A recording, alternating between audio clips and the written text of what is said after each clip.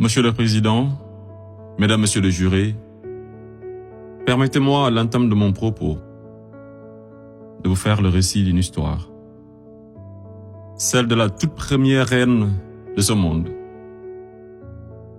Une reine d'une beauté légendaire, au cœur pur et généreux, à qui la nature avait fait don de richesses inestimables.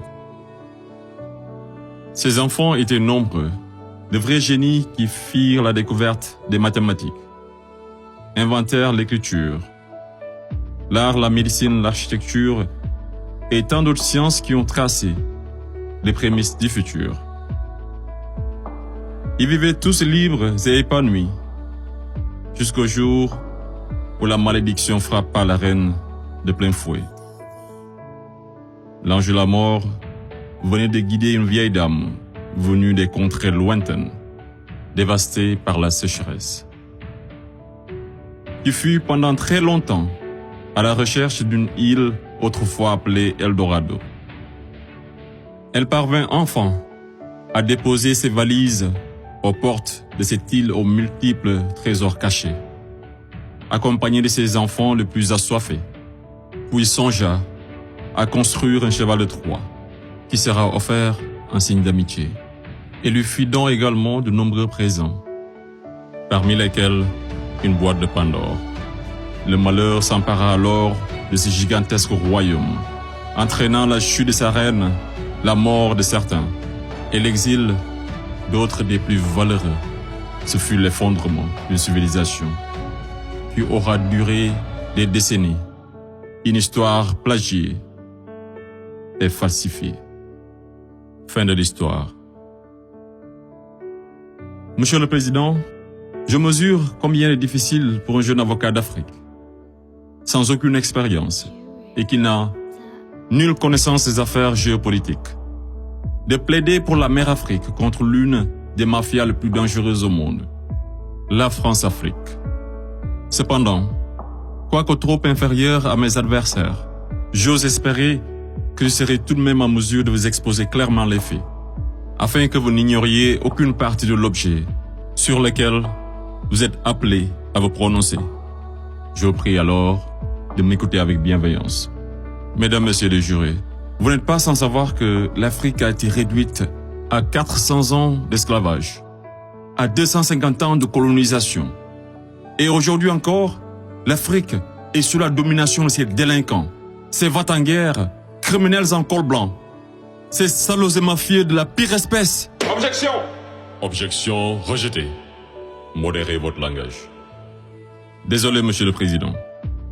Le plus grand mal de l'Afrique, je n'ai pas peur de le dire, c'est les multinationales françaises, telles qu'Areva, Bouygues, Bolloré, Total et consorts, qui se cachent souvent derrière les dirigeants français, dont elles financent les campagnes. Et en contrepartie, ces derniers sont tenus de mettre la pression sur certains dirigeants africains, qui, de peur de finir comme un Thomas Sankara, ou un Sylvanus Olympio, ou encore un Muammar Kadhafi, pour ne citer que cela, se voient contraints de leur accorder le plus gros marché, sans passer par aucun appel d'offres, sans oublier toutes les mallettes d'argent qui sont envoyées en direction de l'Élysée, pendant que les pauvres Africains crèvent de faim dans les quartiers délabrés. Et on s'étonne de voir de jeunes Africains désespérés s'embarquer sur une navire de fortune à la quête d'une vie meilleure.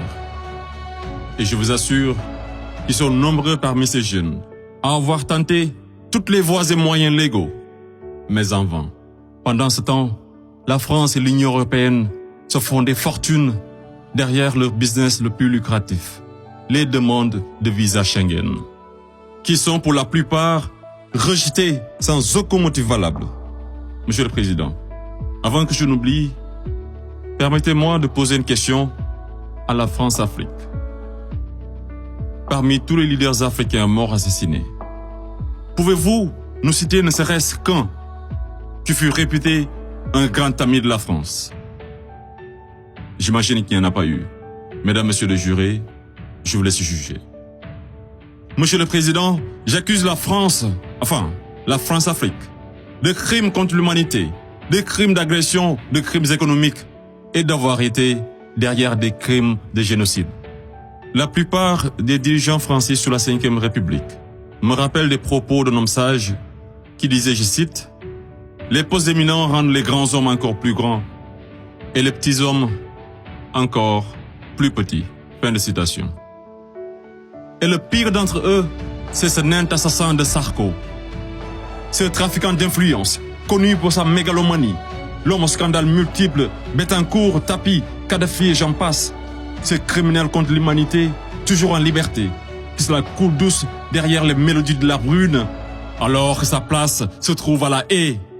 Vous lui direz que malgré tous ces mensonges, avec la complicité de certains médias, que le monde entier, et les Africains en particulier, connaissent toute la vérité sur les véritables raisons de l'assassinat de Kadhafi, sous les applaudissements de Bernard-Henri Lévy, et sur la chute orchestrée de Laurent Gbagbo, qui aurait commis un crime de lèse-majesté en voulant tout simplement ouvrir son pays à la concurrence internationale, en exprimant aussi sa volonté d'établir un rapport d'égal à égal avec la France, et en souhaitant revoir le contrat qui liait son pays à l'entreprise Bouygues.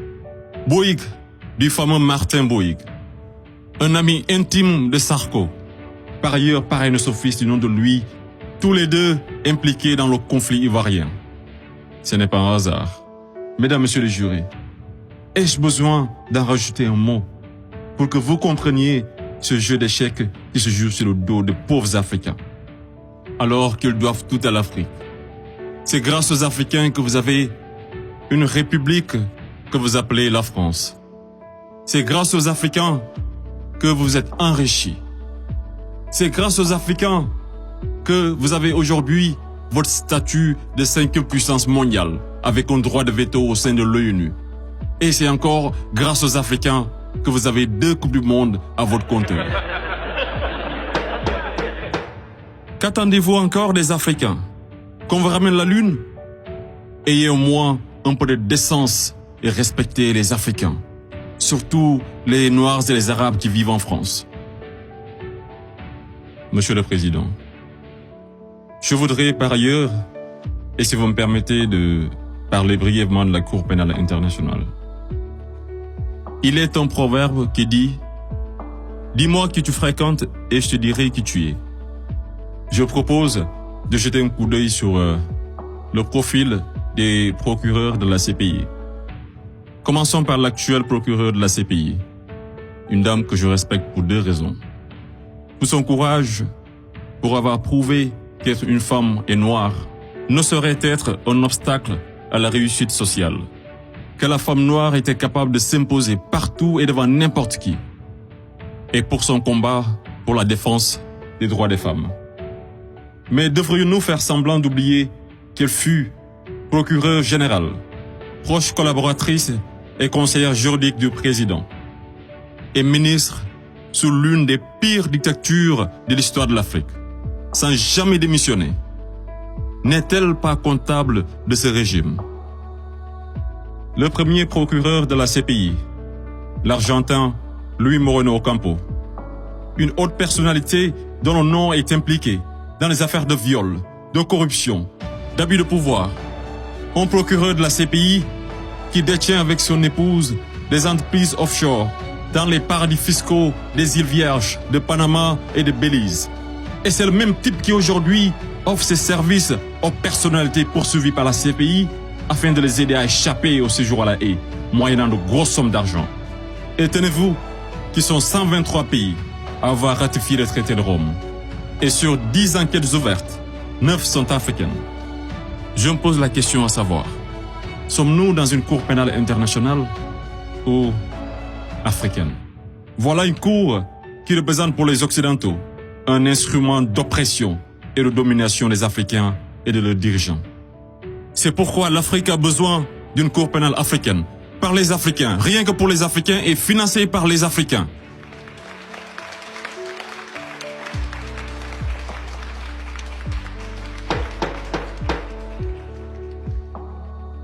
Monsieur le Président, je ne suis qu'un jeune ignorant qui ne prétend point détenir toute la vérité.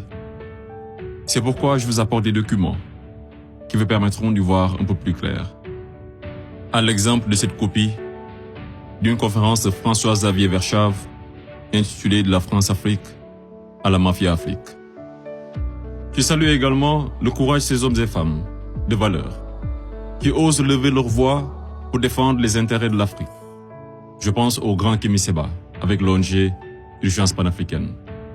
Je pense également à notre frère Claudie, à Fatou Diom, au grand Youssou N'Dour, à notre maman Angélique Kidjo et d'autres artistes des plus engagés comme Alpha Blondy et Tiken Jah Fakoly pour ne citer que cela.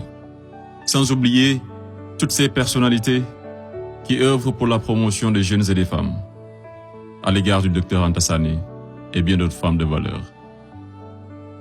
Monsieur le Président, loin de moi l'idée de proliférer des menaces.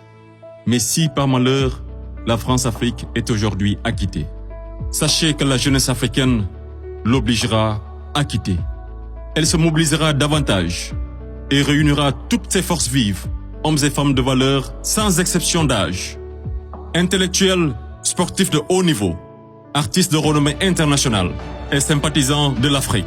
Et tous mèneront une campagne dévastatrice par tous les moyens pacifiques afin de dégager un par un ces bénéwiwi, présidents marionnettes de la France-Afrique, en faveur de vrais leaders panafricains véridiques qui auront le courage de mettre fin à la domination de cette mafia et qui décideront de la fin de la plus grosse arnaque de l'histoire, le franc CFA.